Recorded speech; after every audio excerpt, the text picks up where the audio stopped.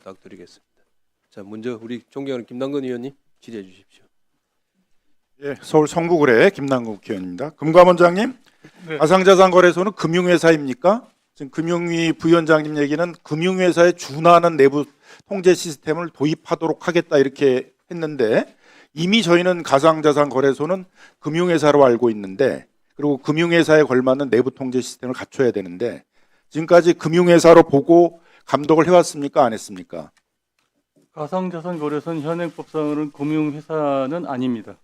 금융회사는 아닙니까? 네. 이렇게 대규모의 국민들의 자산들을 거래하고 그걸 지켜야 되는 그런 곳인데, 그걸 금융회사와 이렇게 금융회사의 체계로 감독하지 않았던 이유는 뭡니까? 이게 저희가 입법적인 영역을 저희가 살펴보면은 원래 특정 거래법 정보법 특근법상에 보면 예. 수탁 방지 차원에서 이제 규제입법으로 먼저 도입하려고 하던 게 처음 입법 취지였고요. 예, 예. 꼭 뒤에 한번 다 종합해서 좀 답변해 주십시오. 그 화면 띄워 보시죠.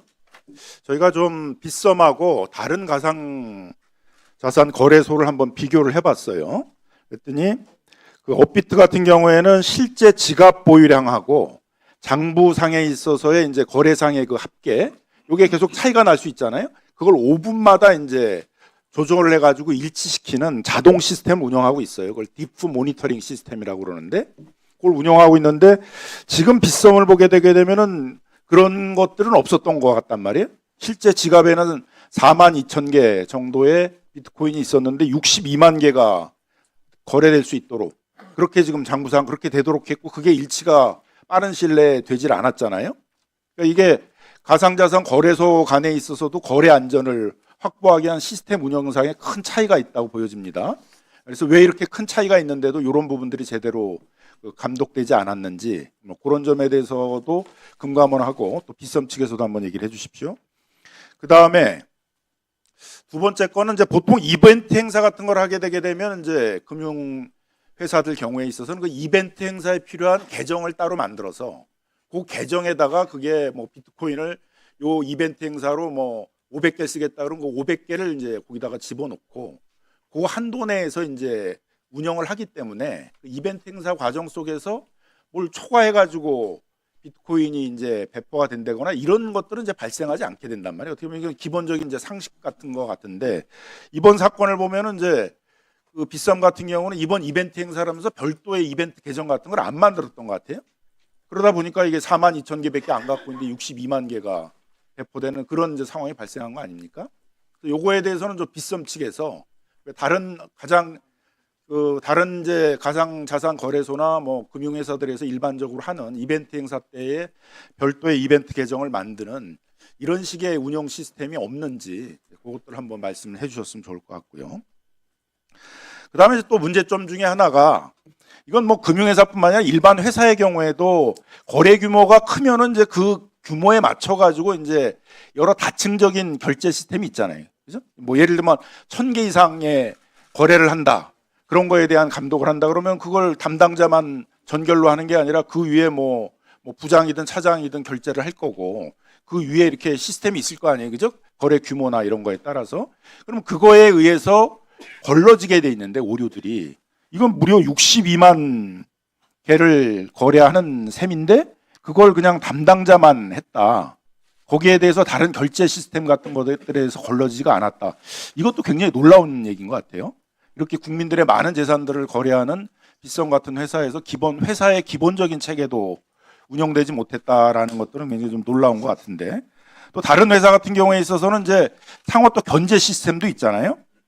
그것도 사전 검증하는 그런 팀들도 회사 안에 좀 있게 되고, 또 모니터링하는 팀도 있게 되고, 그래서 그게 또 상호 견제 과정 속에서 이런 오류들이 크게 발생하지 않도록 하게 되는데, 왜 이런 시스템이 빗썸에는 없었는지, 이런 것들이 상당히 의문입니다. 그래서 두 가지 다 의문이에요. 일단 빗썸이라는 회사 자체도 왜 이런 회사들이 갖춰야 되는, 또는 금융회사가 갖춰야 되는 기본적인 내부 통제 시스템을 안 갖추고 있었는지에 대한 것도 의문이고, 아무리 뭐 금융회사가 아니라고 그러지만 이미 금융회사처럼 많은 국민들의 금융자산들을 거래하는 곳에 대한 감독 과정에서 이런 내부 통제 시스템이 안 갖춰 있는 것들에 대해서 왜 사전 점검을 못했는지에 대해서도 의문입니다. 그 부분에 대해서 빗썸하고 우리 금감원에서 자, 우리 금감원장님 먼저 답변하시나요? 금융위원회 부위원장 먼저 답변하세요. 제가 네. 먼저 금감원장님 먼저 답변하세요. 일단 그 말씀 주신 게 금융회사 수준으로 규제가 되어야 되는 것에 대해서는 저는 개인적으로 전적으로 공감하고 의원님 말씀에 전적으로 동의하는데요. 지금 현재 현행법은 어떻게 되어 있냐면 그 내부 통제 기준이나 위험 관리 기준에 관한 것들도 가상자산 이용자법에 규정되어 있지 않습니다. 이 부분들이 다 자율규제 체계로 지금 운영되고 있는 제도적 한계가 있다는 걸 먼저 말씀드리고요.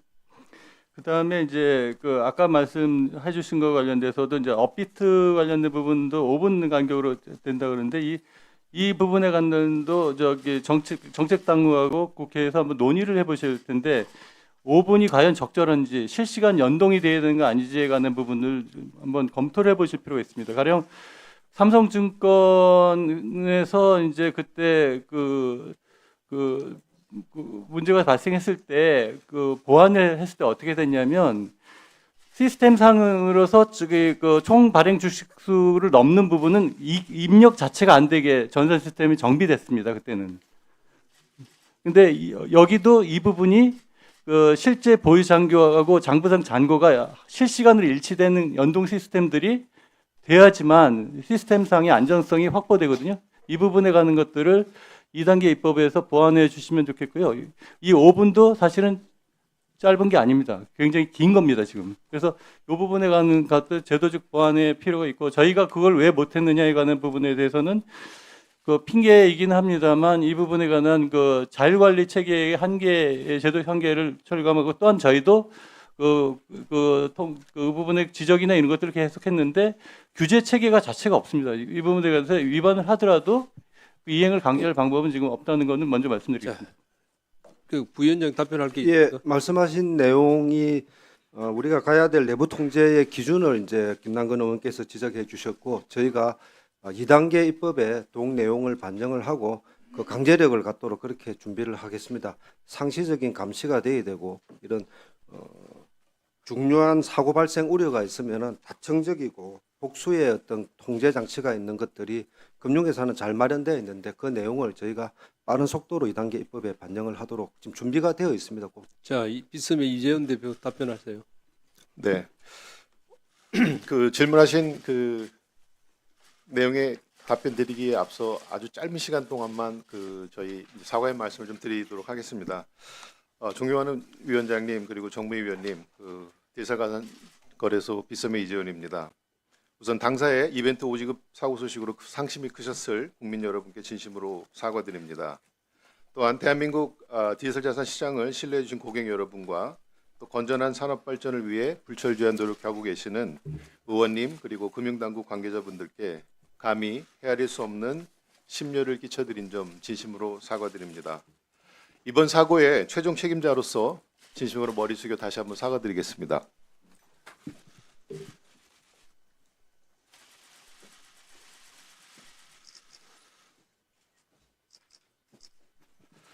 질의하신 내용에 대해서 간단하게 답변을 드리겠습니다. 실시간 대사 시스템과 관련해서는 금융위원 감독원장님도 말씀하신 것처럼 저희는 이제 총 보유하고 있는 그 디지털 자산의 그 정보를 실시간으로 확인을 하고 있습니다.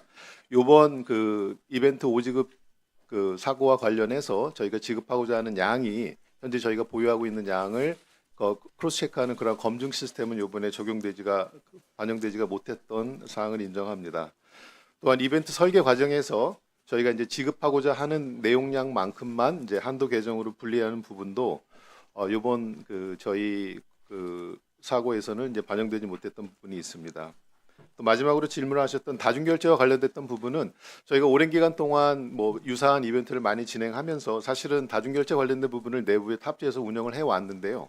다만 이제 변명은 아니고 저희가 거래소 시스템을 지원해주는 이제 백엔드 시스템 즉 운영 시스템 상에서 고도화를 사실 거래소 운영과 병행하고 있었습니다. 그러다 보니까 새로운 시스템으로 이제 저희가 이전하는 과정에서 이러한 부분이 누락된 상태에서 진행이 됐던 점 명백하게 인식합니다. 자, 예, 자 마무리해 주시기 바랍니다.